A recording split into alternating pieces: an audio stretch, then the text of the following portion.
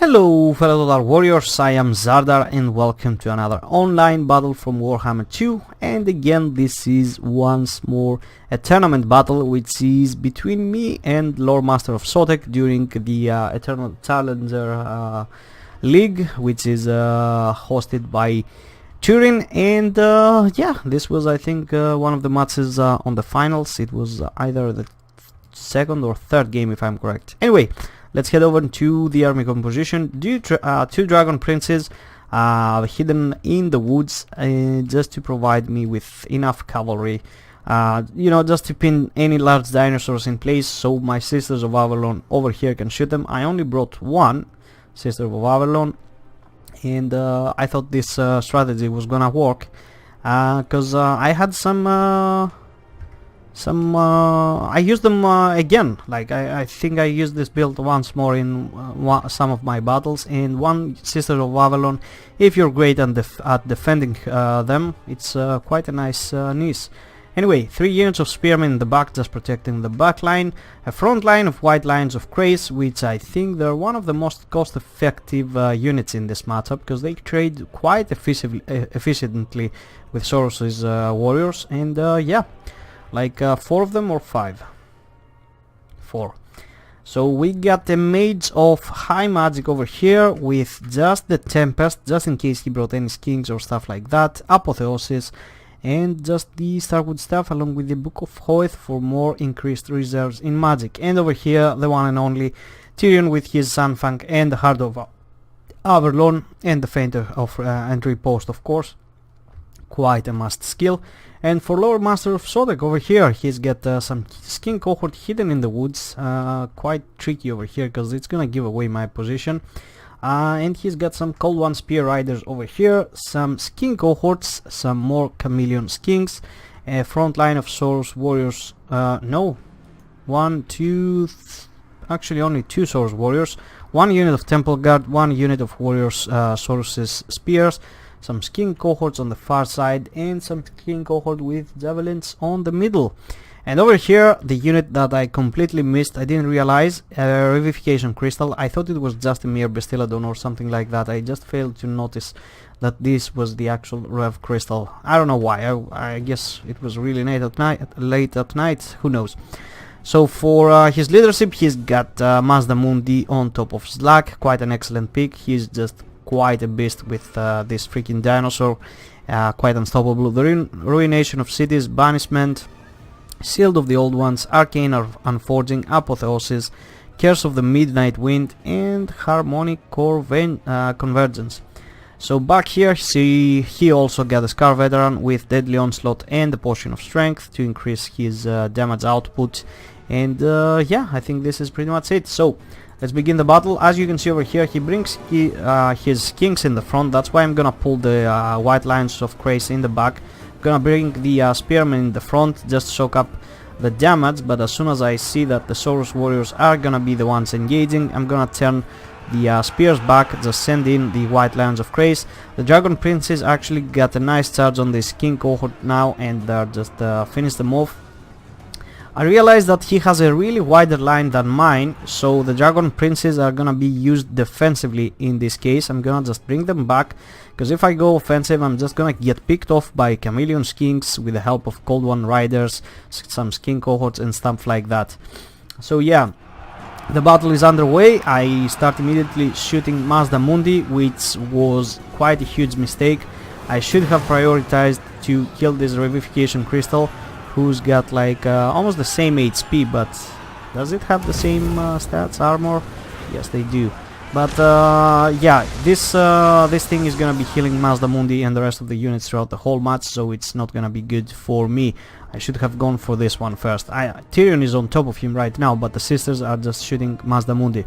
He gets a nice Ruination of Cities over here, just completely hitting the Sisters of Avalon fully. It even hits the maids with high magic, but I think it was mostly the Arcane Unforging that did the most of the job. White Lions are performing quite well in the front line, although they're pretty much all alone at the moment, so yeah, there's not much stuff to do. The spearmen are patiently waiting in the back just to fill up any holes at any time moment soon, and Tyrion over here is just straight on just fighting the Bastiladon with the Revivification Crystal. So there's a huge gap in the line over here. I noticed that quite early, and I'm just gonna be sending my Dragon Princes to engage with the Cold One Spear Riders. I think I just messed up the charge over there because they didn't have their lances down, so I think, yeah, he must have gotten the charge and I didn't. That's okay. Still though, I managed to get my Sisters of Avalon back, so they're gonna be fully operational anytime soon. Over here, unfortunately, Tyrion is all alone. He was just fighting with the help of some White Lions of Grace, but right now there's nobody else standing to help him. I dropped the Feint and Riposte. He dropped the Curse of the Midnight Wind. I heal him up with the Sisters of Avalon, and I also bring the Dragon Princes over here to help him with his endeavor. And the battle is pretty much balance of power in the middle. Since my White Lands over there collapsed, I'm just gonna be sending the Spearmen in the front to help out with Mazda Mundi and the rest of the boys over here. Mazda Mundi is like down to 40% health, but that Revivification Crystal is still just out healing him throughout the whole fight. And as I said, quite a huge mistake on my part. Always go for the freaking heal first. Although it could have been the other way around, like Mazda Mundi healing that thing, but then again he wouldn't have magic to just heal or provide bonuses to the rest of his army, so I think that should have been a better case. Back here, his leftover Cold One Knights are getting a charge into my Sisters of Avalon, but I got the Dragon Princes over here ready to respond, and they're going to be doing some work. The Sisters are just gonna be trying to escape in order to get right back into position and just start shooting at Mazda Mundi yet again. Tyrion is fighting that Revivification Crystal, but he only has some Spearmen for backup, and Temple Guard are also here, which are gonna put a huge dent on Tyrion. These guys have like an excellent armor piercing damage. The skins over here just coming to get to me. I'm just gonna send the Dragon Princes to fend them off. They're gonna get this decent charge in, and yeah, that was freaking excellent actually. I totally forgot about that thing ever happened. Another ruination of cities over here targeting my Sisters of Avalon. They're down to 52 models, still operational, still getting some good shots into Mazda Mundi, doing some work. Tyrion, where is he? He's still trying to get that Bastiladon. I think I did a mistake over here, just skipping that Bastiladon and going after Mazda Mundi, but I just saw him like 10% health and I was like, okay, I gotta heal him up. And a nice Sanfang going down over here, just completely decimating the any leftover sources that were here, or wasn't it? I think I just hit my own units over here, or not, who knows. So the maids is still alive. The Sisters of Avalon are being again harassed by some skink skirmishers, so they're gonna be stopped firing for a little bit over here. I'm just gonna bring the White Lions to, as you can see, they are terror routed at the moment, and these White Lions are just gonna chase them off. Tyrion is on hot pursuit. He's still trying to get on Mazda Mundi. The Dragon Princes are providing enough mass for him to stay pinned down. The balance of power actually moves in my favor for the first time in the battle, and it all seems well, like the battle is going rather well for me. But he comes over here and he shuts down my Sisters, which are down to 35 models at the moment. Not a good thing.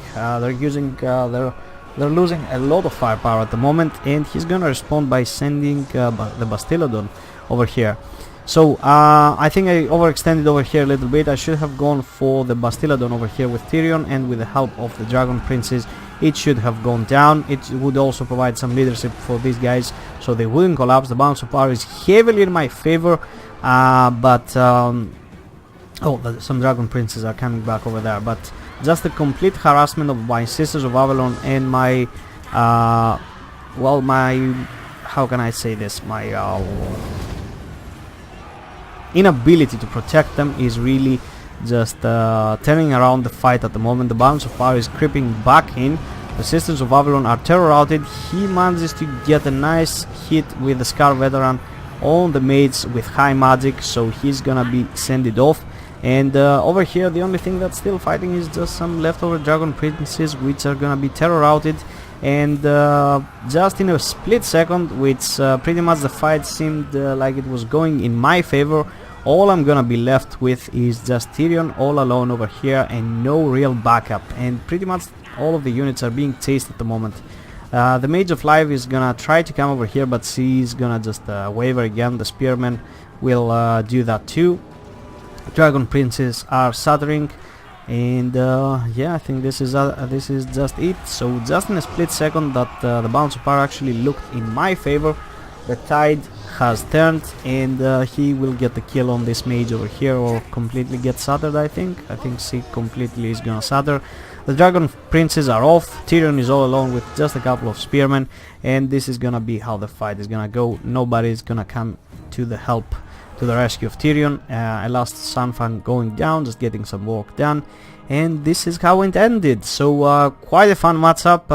Good job to Shodek for actually winning this, because it seemed like from one point that I would get the game, but yeah, just the precision of Shodek actually pulled him this victory, and my freaking inability to recognize that this Revivification Crystal needed to die. Quite a nice kill count on my side. The White Lions overperformed, as you can see. Some didn't do that well, probably because they were fighting Mazda Mundi as well, and the Revivification Crystal. And the Dragon Princes, one of them a lot of kill count, but the other one didn't perform that well. Anyways, so that was it for the Lizardmen. 123 kills for the Temple Gods. Proud. You gotta be proud for these boys. And 98 for Mazda Mundi with his Slack and Slack, not Slack, and just Ruination of Cities and spells like that really carried the fight. So I really hope you enjoyed, guys. Feel free to leave a like or a comment, and I'm gonna be seeing you next time. Bye bye.